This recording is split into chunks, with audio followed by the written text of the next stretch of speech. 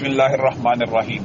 مفتی طارق مسعود صاحب جو ہمارے دوست ہیں، بھائی ہیں، انہوں نے جہلم کی انٹری کے لیے جس دن کا انتخاب کیا وہ ان کے حسن انتخاب کے اوپر دلالت کرتا ہے۔ یوم اساتذہ کا دن انہوں نے رکھا۔ مرزا محمد علی جہلمی ایک عرصہ سے یہ دعویٰ اور نعرہ بلند کر رہا تھا کہ میری یہ کرامت ہوگی اور میرا یہ دعویٰ ہے کہ قیامت تو آ سکتی ہے، مفتی طارق مسعود صاحب جہلم نہیں آ سکتے۔ وہ ان کے سامنے بیٹھنا نہ بیٹھنا ایک الگ بات ہے، لیکن اس دعوے کے اندر تو مرزا محمد علی جہلمی جھوٹا ثابت ہو گیا ہے اور اس کی کرامات کا ڈھول جو ہے اس کا پول کھل گیا کہ مفتی طارق مسعود صاحب پہنچ گئے۔ اور میں آپ کو یہ بات بتلاؤں کہ غلام احمد قادیانی بھی اسی قسم کے دعوے کیا کرتا تھا کہ ثناء اللہ مدثری صاحب کبھی قادیان نہیں آ سکتے، تو جب بھی وہ وہاں پہنچ جاتے تھے اس کا دعویٰ تو جھوٹا ہو جاتا تھا۔ اب اصولی طور پہ چاہیے تو یہ تھا کہ مرزا جہلمی اپنی شرمندگی کو مٹانے کے لیے کم از کم ان سے مل لیتا۔ دعوے میں تو وہ جھوٹا ثابت ہو ہی گیا، کم از کم وہ ان کو ویلکم کرتا، ان کو اپنے سامنے بٹھاتا، فہم تفہیم کی کوئی پوزیشن لاتا، کوئی بات کرنے کے لیے تیار ہو جاتا، تو شاید اس کے یہ جو باطل دعوے تھے ان کے اوپر کسی قسم کی گرد پڑ سکتی تھی۔ لیکن اب یہ بات ثابت ہو گئی ہے کہ مرزا جہلمی جو بھی دعویٰ کرتا ہے وہ اس کے اندر جھوٹا ہے۔ شریعت کا اصول ہے کہ ایک بندہ جب آدمی جھوٹا ثابت ہو جائے تو وہ سکہ نہیں رہتا۔ مرزا کی اب کوئی بات سکہ شرعی اصولوں کے تحت اس لیے بھی نہیں رہتی کہ مرزا ہر وقت مفرور بیگ ہے۔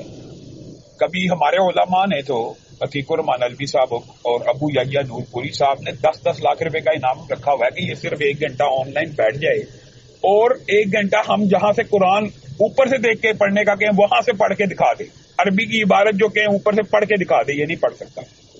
تو مفتی طارق مسعود صاحب مبارکباد کے بھی مستحق ہیں، اور مفتی طارق مسعود صاحب کا وہاں جانا اس بات کے اوپر دلالت ہے کہ مفتی طارق مسعود حقیقی معنوں میں اس کے ساتھ بات چیت کرنا چاہتے تھے۔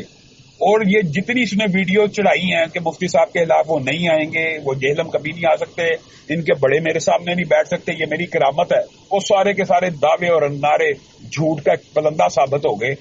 پھر ایک بات بہت اہم اور ضروری ہے کہ مرزا محمد علی جہلمی اپنے چینل سے ان کو دھمکیاں لگا رہا ہے کہ آپ کو سی ٹی ڈی اور پولیس ڈھونڈ رہی ہے، جس کا طاہر شرفی صاحب نے کلی طور پہ انکار کر دیا کہ یہ جھوٹ ہے، کوئی پولیس اور کوئی سی ٹی ڈی۔ مفتی طارق مسعود کوئی کریمنل آدمی نہیں ہے کہ اس کو پولیس اور سی ٹی ڈی ڈھونڈے۔ آپ نے یہ جو بات کی ہے کہ کیا مفتی طارق مسعود صاحب کو سی ٹی ڈی نے یا پولیس نے یا کسی اور ادارے نے روکا ہے یا ان کو تلاش کر رہی ہے، یہ بالکل جھوٹ پہ مبنی ہے، ایسی کوئی بات نہیں ہوئی۔ مفتی طارق مسعود صاحب نے کوئی کرائم نہیں کیا ہے کہ ان کو پولیس گرفتار کرتی یا سی ٹی ڈی یا کوئی ملک کے سلامتی کے ادارے ان کے پیچھے جاتے۔ اگر وہ جہلم میں آئے ہیں، وہاں رہ رہے ہوں گے، انہوں نے اپنا نمبر بھی دیا ہے، اگر کسی کو کوئی پوچھنا ہوتا تو وہ ان کو فون کر لیتا کہ مفتی صاحب آپ یہاں پر ہیں یا آپ سے بات کرنی ہے یا کچھ ہے۔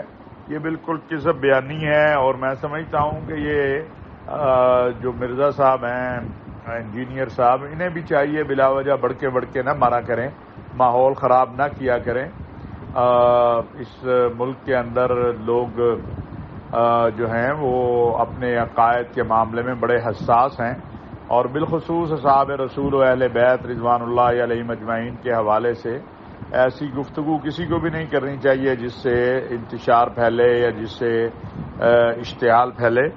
تو بالکل مفتی صاحب کو نہ کسی ادارے نے تلاش کیا ہے، نہ پوچھا ہے، نہ کوئی ان کے پیچھے گیا ہے۔ وہ جب تک یہ ان کا ملک ہے، کوئی جہلم دوسرا ملک تو نہیں ہے کہ یہاں کی حکومت اور ہے، ویزا لینا پڑتا ہے۔ وہ جب تک چاہیں وہاں رہ سکتے ہیں، ان کو ہر طرح سے پاکستانی شہری ہونے کے یہ حق ہے۔